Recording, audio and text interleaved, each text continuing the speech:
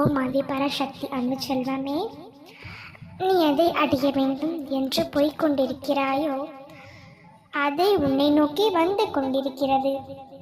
புரியவில்லையா? ஒரு மலர் தனது மகரத்தை தோழி வெளியே பரப்ப வேண்டும் என்பதற்காக தன்னிடம் ஒரு தேன் என்ற பொருளை உருவாக்கின்றது. எதற்காக தெரியுமா?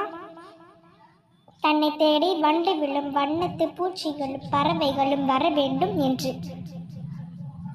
அப்பொழுது நான் அதன் மீது ஒட்டி கொண்டு தனது மகரத்த தோலையும் தன் விதைகளையும் என்று பரப்புவேன். தனது இனத்தை விழுத்து செய்ய முடியும் என்று இந்த தன்னம் ஒரு பொருளை உருவாக்குகிறது. ஆனால் இந்த வண்டும் பன்னாத்து பூச்சியும் அந்த தேனுக்காக தேடி போகின்றது. ஆக தேனை நோக்கி வந்து போகின்றது. வண்டு இழுப்பதற்காக தேன் உருவாகின்றது. இயற்கையை இப்படித்தான் அமைந்துள்ளது. அதற்போல் தன் தங்கமே, நீ எதை நோக்கி போய்கொண்டிருக்கிறாயோ அது உன்னை நோக்கி வந்து கொண்டிருக்கிறது.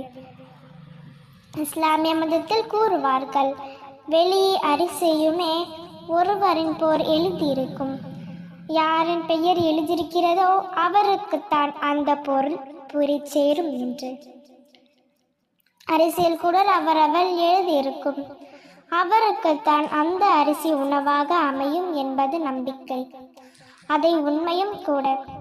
உனக்கும் புரியும் என்று நினைக்கிறேன். உனக்காக எழுதப்பட்டது நீ தேடிச் செல்லும் பொழுது அதுவும் உன்னை நோக்கி வந்து கொண்டிருக்கும். அதில் எதுவாக இருந்தாலும் சரி, பொருளாக இருந்தாலும் சரி, உயிராக இருந்தாலும் சரி, நீ ஒருவரை அன்பானவரை அழகானவரை வாழ்க்கை துணையாக உனக்கேற்றவரை தேடிக்கொண்டு போய்கொண்டிருக்கின்றாயா? அதே போல்தான் உனக்கானவர், உனக்காக படைக்கப்பட்ட அவரும் உன்னை நோக்கி வந்து கொண்டிருக்கிறார். எப்பொழுது சேரும் என்பது ஒரு சற்று நிச்சயிக்கப்பட்ட நாளே அது ஒன்று சேரும். அந்த நாள் வந்து விட்டது.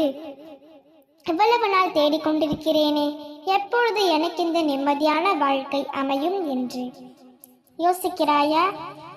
அதற்கான ஒவ்வொன்றும் நடப்பதற்கான காலமும் நேரமும் ஏற்கனவே நிச்சயிக்கப்பட்டு விட்டது. அந்த நேரத்தில் அந்த காலத்தில் நிச்சயம் ஒன்று சேர்ந்து தீரும். அதை யாராலும் மாற்ற இயலாது. நீ நினைத்தாலும் முடியாது, அவர்கள் நினைத்தாலும் மாற்ற இயலாது. எந்த நேரம், எந்த காலம், யார் என்பது அனைத்தும் முடிவாகிவிட்டது செல்லமே. இன்னும் சிறிது காலம்தான். உனக்கு எப்பொழுதும் நல்லதே நடக்கும். ஓம் சக்தி, ஓம் ஆதி பராசக்தி.